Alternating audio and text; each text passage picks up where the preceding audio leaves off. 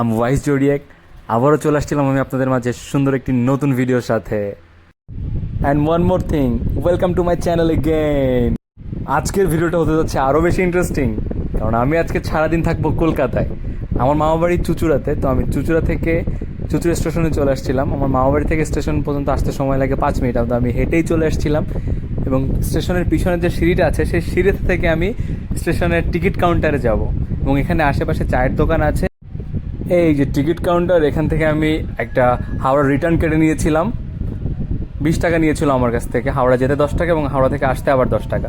তো স্টেশনে এসেছিলাম অনেক সকালবেলা এবং আমি স্টেশনটা একটু ঘুরে দেখছিলাম। চুঁচুড়া এত ফেমাস কোনো স্টেশন না, খুবই ছোট একটা স্টেশন, কিন্তু গোছানো স্টেশনটা। এবং ওই যে দিদিটা আমাকে পিছন থেকে দেখছিল, আমি ভিডিও করছিলাম। যাই হোক, কয়দিন পরে আমি এমনি ফেমাস হয়ে যাব। তো দেখতে দেখতে আমার ট্রেনটা চলে আসছিলো। আর হ্যাঁ, একটা কথা বলতে ভুলে গিয়েছিলাম, আমি ওই চায়ের দোকান থেকে আমি এক কাপ চা খেয়েছিলাম, 5 টাকা, মাটির ঘরে দিয়েছিল। দেখুন ট্রেনের অবস্থা। ট্রেনের টাইম ছিল 8:40 এবং 8:40-এ এত পরিমাণ ভিড় ছিল। আমি একটু হলে পড়ে যাচ্ছিলাম ট্রেন থেকে, কারণ ট্রেনে অনেক বেশি গতি ছিল। এখন তো তবুও মোটামুটি একটু ভিড়টা কম, কিন্তু অফিস টাইমে মানে 9টা, 9:30, 10টার দিকটাতে এই ট্রেনে দাঁড়ানোই যায় না, অনেক ভিড় থাকে, বিশেষ করে হাওড়া যাওয়ার সময়। এই যে আমি একটু ল্যাদ খাচ্ছিলাম এখানে বসে বসে, খুবই ঘুম ঘুম পাচ্ছিল, কারণ তেমন ঘুম হয়নি, আগের দিন একটু কষ্ট হয়ে গেছিলো। তো আফটার 45 মিনিটস আমি চলে আসছিলাম হাওড়া রেল স্টেশন। ট্রেন ঢুকছিল হাওড়া জাংশনে, অ্যান্ড আমি এভাবে ভিডিও করছিলাম, দেখাচ্ছিলাম যে আমি কত সাহসী। এই দাদা তো আমার থেকে বেশি সাহসী, সে চলন্ত ট্রেন থেকে ধুম করে নেমে চলে গেল। তো আমাদের ট্রেন ঢুকছে হাওড়া স্টেশনে, ওয়েট করছি কখন নামবো। এর মাঝখানে অনেকেই আছে, তারা আপনার এভাবে নেমে চলে যাচ্ছে, কিন্তু আমার সাজেশন থাকবে আপনারা কীভাবে নামবেন না। আসলে এই জাংশনটা অনেক বড়, তো এখান থেকে সব ইন্ডিয়ার বিভিন্ন জায়গায় ট্রেন যায়। সো এই জাংশনে ঢুকতে আসলে অনেকটা টাইম লেগে যায়। অ্যান্ড ওই যে হাওড়া ব্রিজ দেখা যাচ্ছে, আর নামার সময় এই যে ব্যাপারটা, মানুষ ঠেলাঠেলি করে লিটারালি নামতেছে। আমিও নেমে পড়ছিলাম স্টেশনে। আমি নেমে পড়ছিলাম প্ল্যাটফর্ম নাম্বার 3-তে। তো দেখুন, একটু পরে আরও দেখতে পাবেন যে আসলে ভিড়টা কেমন হয়। সো আমি এগুলোতে অভ্যস্ত না, কিন্তু যেহেতু মাঝে মধ্যে আসা হয়, সো কিছুটা আমার ধারণা আছে। সো আপনারা যারা অবশ্যই জার্নি করবেন, তারা অবশ্যই একটু বিবেচনা করে জার্নি করবেন, একটু ভোরের দিকে অথবা একটু রাত করে। আর দেখুন ভিড়টা, জাস্ট দেখুন, এত পরিমাণ ভিড় ছিল। এবং আমরা এই যে স্টেশন থেকে একটু সামনের দিকে এসে নিচে নেমে সাবওয়ে থেকে আমাদের আবার উপরে উঠে বেরিয়ে যেতে হবে। তো এখানেও ভিড়ের কমতি ছিল না আসলে। আর এখানে কিছু দোকান ছিল যেখানে মোবাইলের আপনার গরিলা গ্লাস লাগানো হয়, তারপর কভার পাওয়া যায়, এবং এই দোকানে মোজা পাওয়া যায়।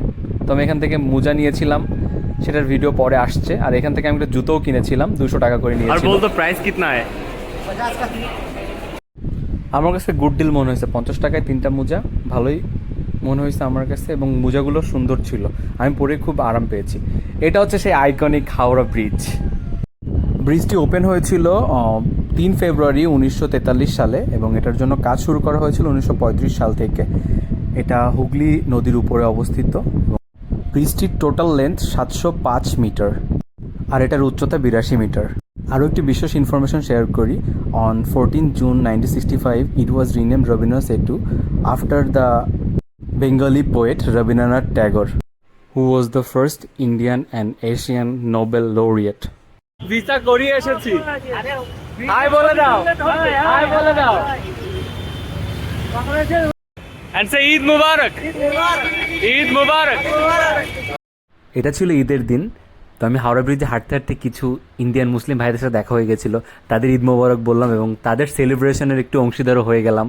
Late me show you the most beautiful view of Howrah rail station.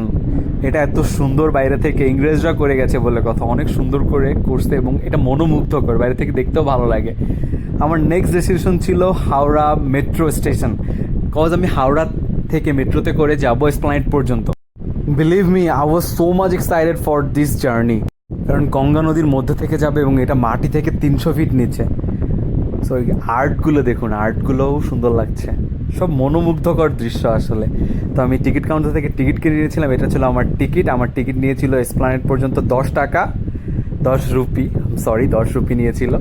And look at the station, এত নিট অ্যান্ড ক্লিন। পুলিশ কর্মকর্তা ছিলেন, উনি আমাকে সাহায্য করেছিলেন বিকজ আমাকে একটা টোকেন দিয়েছিল, ওনারাই জানেন টোকেনটা কোথায় কাজ করবে। সো আমি ওনাকে থ্যাংক ইউ বলেছিলাম অ্যান্ড আমি এখন যাচ্ছি মেট্রোতে ওঠার জন্য। সো সিঁড়ি থেকে নিচে নামছিলাম বিকজ এটা অনেকটা নিচে ছিল অ্যান্ড এই যে সবাই ওয়েট করছে, আসলে আমার এত ভালো লাগতেছিল বিকজ আমি না অনেক এক্সাইটেড ছিলাম, বাংলাদেশ থেকে চিন্তা করে গেছিলাম যে আমি আসলে যাবো। So I can tell you guys how much excited I was that time. So আমাদের মেট্রো চলে আসছিল অ্যান্ড আমার ভিতরে ওঠার পালা। আমি আসলে ইউটিউবে অনেক ভিডিও দেখছি, মাছ দেখা যায়, এই দেখা যায়, ওই দেখা যায়, ঠিক আছে। সো লেটস চেক আসলে কি দেখা যায় কি দেখা যায় না। এরকম নীল একটা জিনিস থাকে অ্যান্ড মাছ আমি দেখি নাই। সো ইউটিউবে যারা মাছ দেখাইছেন আমার তাদের কাছে কোশ্চেন, আসলে আপনারা কি দেখাইছেন? যাই হোক whatever, বাট একটু আমার কাছে একটু ব্যাপারটা কেমন জানি ছিল, একটু এত এক্সাইটমেন্ট আসছিলাম তো পরে আসলে মুখ থুবড়ে পড়ছি। যাই হোক, ইন্ডিয়ান সরকারকে আসলে থ্যাঙ্কস জানানো উচিত, কারণ তারা এত বড় ইনিশিয়েটিভ নিছে and they did it.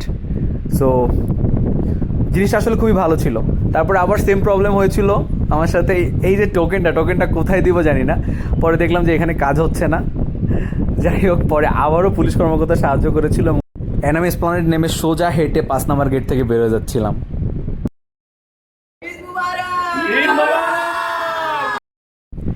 Eid Mubarak everyone. And guess what, আমি কলকাতার স্ট্রিটে এখন। সো কলকাতাকে আসলে খালি খালি সিটি অফ জয় বলা হয় না। আমি যখনই আসি আমার তো মন আনন্দে ভরে যায়। সো আমার মনে হয় আরও আপনারা অনেকে আছেন যাদেরকে মানে যারা আসলে যখন কলকাতা আসেন তাদের ভালো লাগে। সো এখানে নতুন করে বলার মতো কিছু নেই। আমি যে স্প্ল্যানেড থেকে হেঁটে হেঁটে সামনের দিকে আগাচ্ছিলাম, এখানে আসলে ভ্যারাইটিস অফ জিনিসপত্র পাওয়া যায়। আপনারা কি চান, T shirt, shirt, pant, trousers, sandal, তারপরে আপনার বিভিন্ন types of shoes, watches, sunglasses, আরও কি নাই এখানে। আপনি এখানে ফোনের কভার থেকে শুরু করে গরিলা গ্লাস সব কিছু পেয়ে যাবেন। এখানে একটা কাকার দোকান ছিল, উনি 30 টাকা এবং 50 টাকা করে ফ্রুটস বিক্রি করছিল। তারপর এখানে ব্যাগের দোকান, এই যে জায়গাটা, ওই যে কলকাতার নিউ মার্কেট এবং এই জায়গাটা, তবুও আজকে একটু কম ভিড় হলেও একদম কম ভিড় নাই, আসলে মোটামুটি ভালোই ভিড় আছে। সো এই জায়গাটা আমার ভালো লাগে। এই জায়গাটা আসলে না একটা ব্রিটিশ ভাইব দেয়, মানে মনে হয় যে আসলে আমরা ইন্ডিয়া না বাইরে কোথাও আছি। যাই হোক, একটা মানে ভালো ভাইব দেয়। সো এখানে মেয়েদের অর্নামেন্টস পাওয়া যায়, ইয়াররিংস, তারপর নেকলেস, আরও অনেক কিছু পাওয়া যায়। এরকম ব্যাগের দোকান আছে, রিজনেবল প্রাইসে আপনারা ব্যাগ পেয়ে যাবেন এখানে। সো নিউ মার্কেট আসলে এই যে ফুটপাথ থেকে স্ট্রিট শপিং অবশ্যই সবার করা উচিত, মানে স্ট্রিট শপিং না করলে আসলে মিস হয়ে যাবে। তো আমি নিউ মার্কেটের ভিতরে চলে আসছিলাম, এই যে গোল চত্বর যেখানে আছে, তো আমি গোল গোল ঘুরতেছিলাম ভিতরে এসে, এবং অনেক দোকানপাট এখানে বন্ধ কারণ ঈদের দিন ছিল। আমার একটা ট্রিমার লাগতো, তো ট্রিমার খুঁজতে আসছিলাম আমি। কিন্তু এখানে আপনারা অনেক রিজনেবল প্রাইসে ট্রিমার পেয়ে যাবেন, অনেক রিজনেবল প্রাইসে স্যালোয়ার, ওয়ান পিস, শাড়ি এগুলো পেয়ে যাবেন। কিছু জুতোর দোকান আছে এবং এই মার্কেটটা অনেক বড় এবং অনেক পুরনো আসলে এটা।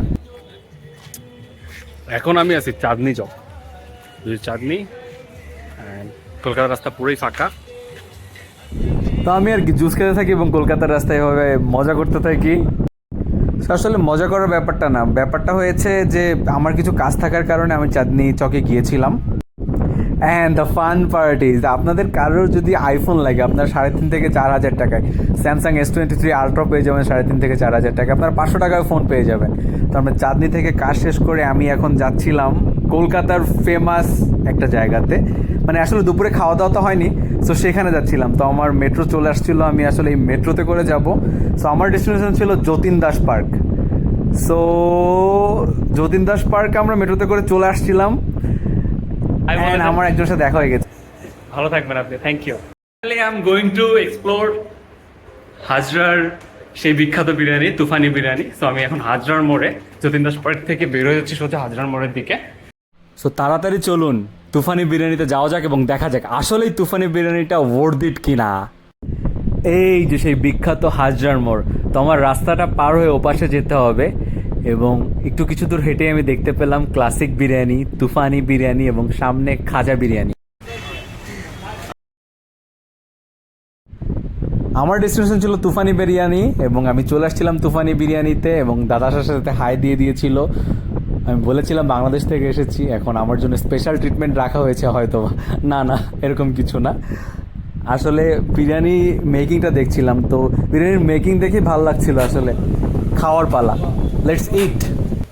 যদি আমাকে রিভিউ দিতে বলেন তাহলে আমি বলবো খুবই ব্যালেন্স একটা বিরিয়ানি, না অনেক বেশি তেল, না অনেক বেশি ঝাল মশলা, খুবই একটা ব্যালেন্স ফ্লেভার পাচ্ছিলাম। আলুটাও খেতে ভালো এবং মাটন দিয়ে আলু দিয়ে খুবই ভালো লাগছিল। সো মাটন বিরিয়ানি আমার কাছ থেকে নিয়েছিল 100 রুপি, সো যেটা আমার কাছে ওর্থ মনে হচ্ছে এবং খাবার খুবই ভালো। আপনারা সবাই এসে ট্রাই করতে পারেন এখানে। কিন্তু আমার খাবারটা অনেক বেশি হয়ে গেছিলো, আমি না হাঁটতে আমার কষ্ট হচ্ছিল। তো এটা ছিল কলকাতার রাস্তা এবং যে ওইখান থেকে ট্রাম যায় এবং ওই যে হলুদ ট্যাক্সি। তো আমি এখন আর মেট্রোতে করে যাব না, আমি এখন বাসে করে যাব হাওড়া পর্যন্ত। কলকাতার রাস্তার আসলে সেই যে ব্যাপারটা, ওটা আসলে একটা ফিল, ওই ফিলটা নিতে নিতে। সো আমি অনেকক্ষণ ধরে ভিডিও করছিলাম না, কিন্তু এই যে এই ভিডিওটা, এই যে রাস্তা, এইগুলো সব ময়দানের দিকটাতে এবং ওই সাইডটা আমি কভার করে চলে এসেছি। সো আমি সাউথ থেকে একদম চলে আসতেছি হাওড়ার দিকে।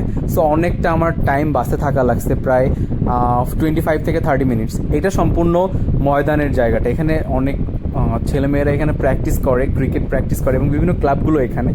এটা আসলে ভিক্টোরিয়ার পিছনেই। সো দেখতে দেখতে আমি চলে আসছিলাম হাওড়া ব্রিজে। আসলে কখন যে সময় চলে গেছে আসলে বলা সম্ভব না। আমার এই বাসের ভাড়া নিয়েছিল হাজার মোড় থেকে হাওড়া পর্যন্ত অনলি 15 টাকা, যেটা ওর্থ ইট মনে হয়েছে আমার কাছে। সো আমার বাস থেকে নামার পালা, আমার দিন অলমোস্ট শেষ, আমার বাড়িতে যেতে হবে। এই যে আমার কলকাতা আসলে কলকাতা থেকে না যেতে ইচ্ছা করে না, এত মানে এত রিফ্রেশিং লাগে আমার। আর আজকে রোদটা একটু কম ছিল বলে ভালোই লাগছিল আরও বেশি, কিন্তু যেতে তো হবেই। সো আমি আবারও 5 নাম্বার সিঁড়ি দিয়ে নিচে নেমে আসলাম হাওড়ার, এবং এই যে আমার টিকিট, সেই রিটার্ন টিকিট কেটে নিয়েছিলাম। সো আমি এখন চলে যাব আবার চুচুড়া, আমার মামা বাড়িতে, কারণ আমার রাত্রে ওখানে থাকতে হবে। অ্যান্ড হাওড়া স্টেশনে আপনি অনেক কিছু পেয়ে যাবেন, এখানে বিভিন্ন স্ন্যাক্সের দোকান আছে। এবং আমি আপনাকে প্রথমেই বলেছিলাম আপনাদের সবাইকে যে এই স্টেশন থেকে বিভিন্ন জায়গায়, ভারতের বিভিন্ন জায়গায় ট্রেন ছাড়ে। সো এই স্টেশনটা অনেক বেশি প্রাণবন্ত। আমার এখন একটু তাড়াতাড়ি যেতে হবে, কারণ আর কিছুক্ষণের ভিতরে আমার ট্রেন চলে আসবে। আমার ট্রেন ছিল 5টা 5-এ এবং অলরেডি 5টা বেজে গেছে। সো আমার ট্রেন চলেও আসছে। সো আজকের জার্নি ছিল আমার কলকাতার কিছু অংশ আজকে কভার করলাম এবং ভালো একটা বিরিয়ানি দোকান থেকে বিরিয়ানি খেলাম। সো আপনারা আমার পাশে থাকুন, সাপোর্ট করুন। সেই পর্যন্ত ভালো থাকুন, টাটা, বাই বাই।